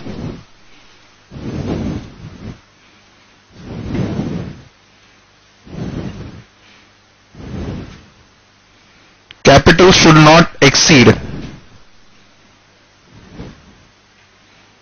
rupees 50 lakhs and turnover should not exceed rupees 2 crores। समझा कि नहीं? ये दोनों कंडीशन फुलफिल करना पड़ेगा अगर तुमको स्मॉल रहना है तो। If you break both this conditions then तो तुम क्या हो फिर? इफ यू ब्रेक, सपोज तुम्हारा कैपिटल हो गया 1 करोड़ एंड तुम्हारा टर्नओवर हो गया 10 करोड़, तो तुम क्या हो जाओगे? तो तुम नॉर्मल प्राइवेट जो हमने 268 में देखा, you will not be the private company under 285 but you be now the private company under 268। जो स्मॉल कंपनी को बेनिफिट्स मिल रहे थे वो अभी तुम्हें मिलेंगे नहीं। Why? Because you have crossed your limits. कोई डिफॉल्ट नहीं हुआ। Getting it? ऐसा मत सोचना कि लिमिट टूटा तो कंपनी के ऊपर कोई फाइन वगैरह लगेगा, नहीं।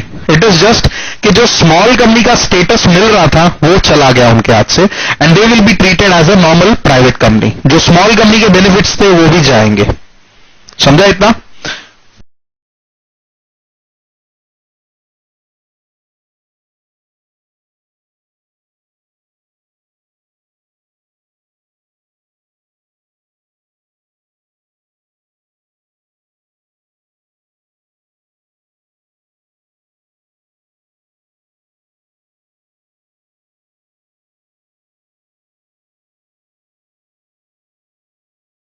अब ये कौन से दो नए अमाउंट आ गए?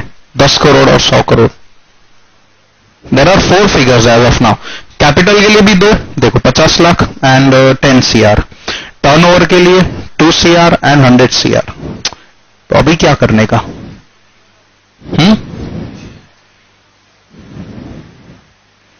एनी आइडिया क्या होगा? सी, करंटली तो तुमको यही दो देखना है, 50 लाख एंड 2 करोड़, बराबर। लेकिन ये जो लिमिट बढ़ाने का ऑथराइजेशन है वो किसके हाथ में?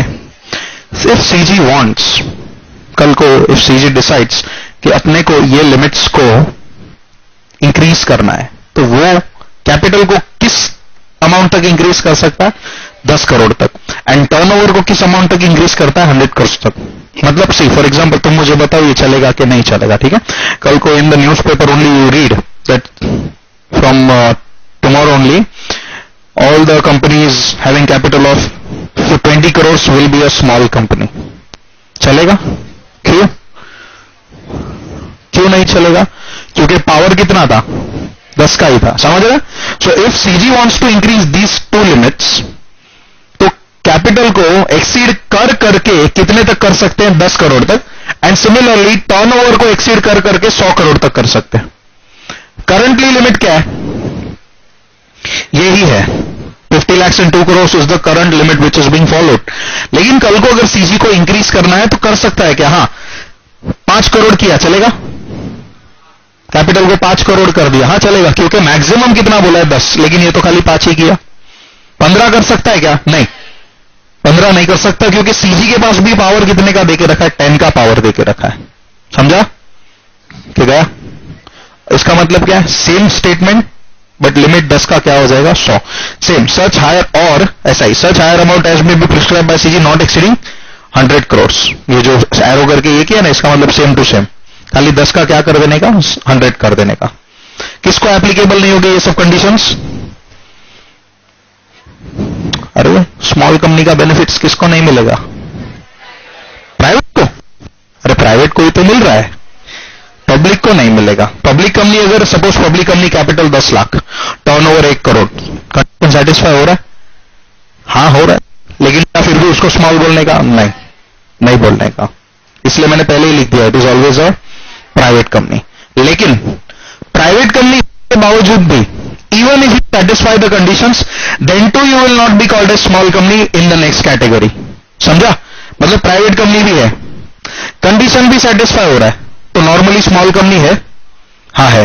बट अभी जो 3 पॉइंट में बताने वाला हूं उसमें प्राइवेट कंपनी है, कंडीशन भी सेटिस्फाई कर रहा है, लेकिन स्मॉल कंपनी उस कंडीशन में भी नहीं समझने का। वो क्या रहेगा?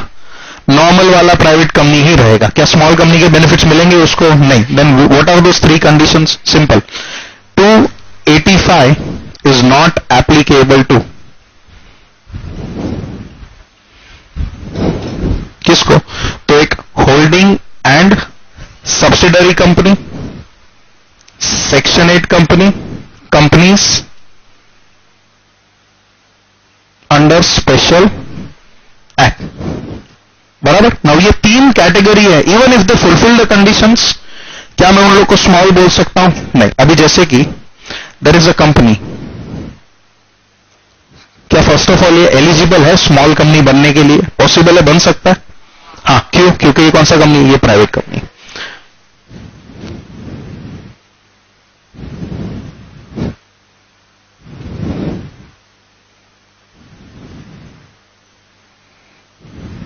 है स्मॉल कंपनी? है। क्यों? क्योंकि दोनों ही फॉलो किया, दोनों ही लिमिट में है।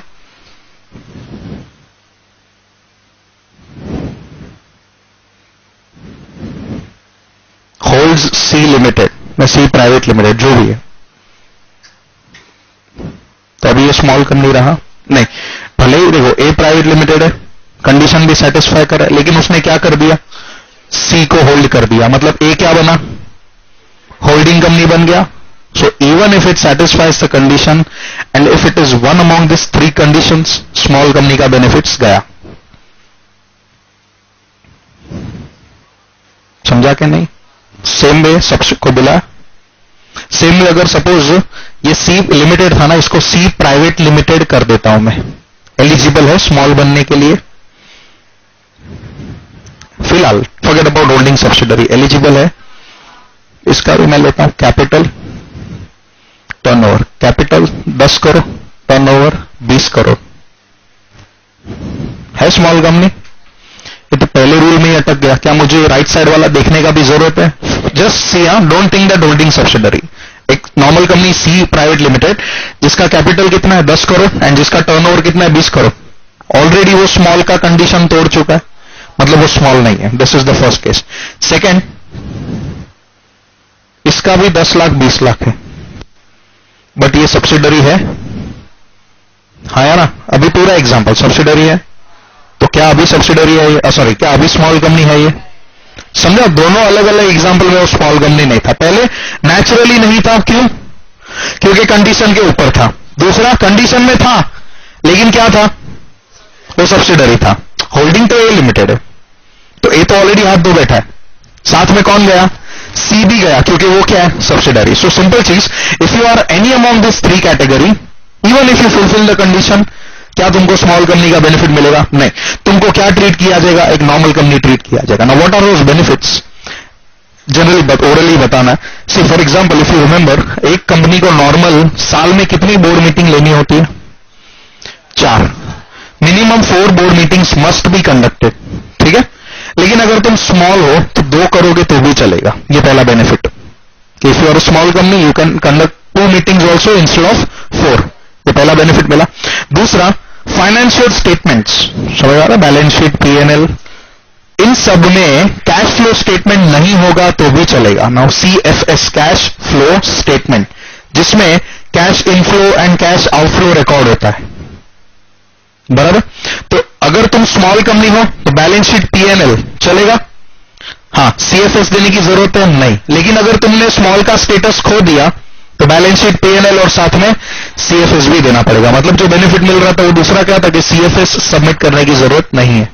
तो ऐसे जो बेनिफिट्स मिल रहे स्मॉल कंपनीज को, वो मिलेंगे आगे? नहीं, if it is not the conditions. अगर वो होल्डिंग सब्सिडरी भी निकला even after it follows the condition, then तो उसको बेनिफिट मिलेंगे नहीं, फिर उसको क्या ट्रीट किया जाएगा, वो नॉर्मल प्राइवेट कंपनी ट्रीट किया जाएगा। पब्लिक कंपनी को कुछ भी हो बेनिफिट मिलेगा, पब्लिक को तो पहले ही काट दिया, आगे देखने की भी जरूरत है क्या, नहीं, वो लिमिट सेटिस्फाई करे या ना करे, पब्लिक कंपनी है तो स्मॉल कंपनी बन ही नहीं सकता, एलिजिबल कौन है, सिर्फ प्राइवेट कंपनी, और उसमें तो प्राइवेट कंपनी अगर ये तीन में से कुछ निकला तो वो भी गया, गया मतलब स्मॉल कंपनी का स्टेटस हाथ से जाएगा, वो भी एक नॉर्मल प्राइवेट कंपनी बन जाएगा। क्लियर पूरा?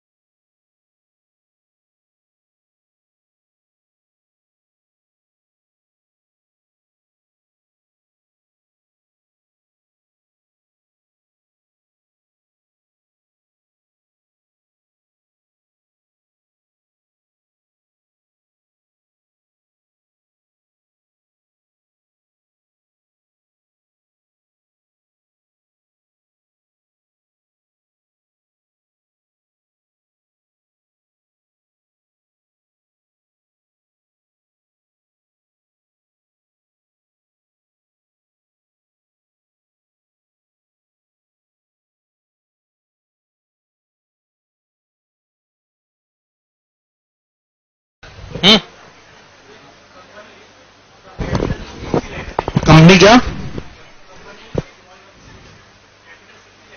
60 लाख है। हाँ, और हाँ तो नहीं, एंड है ना, दोनों। और होता ना, और अगर देख मैंने क्या लिखा इधर बीच में, एंड लिखा, अगर और होता ना तो तेरा पॉइंट वैलिड हो जाता। इधर दोनों अगर टूटा तो वो स्मॉल कंपनी नहीं रहेगा। और होता ना, और जैसे कि अभी वो ओपीसी का कन्वर्जन बताया ना, उसमें भी सेम था, 50 लाख और 2 करोड़ ही था। उधर और था, उधर दोनों में से एक भी लिमिट टूटा, कन्वर्ट करना पड़ेगा। इधर जब दोनों लिमिट टूटेगा तब कन्वर्ट करना पड़ेगा।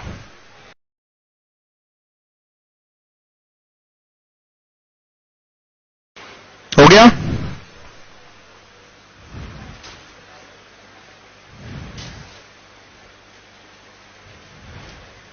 किसी को डाउट कोई स्मॉल कंपनी में? हाँ या ना? नहीं?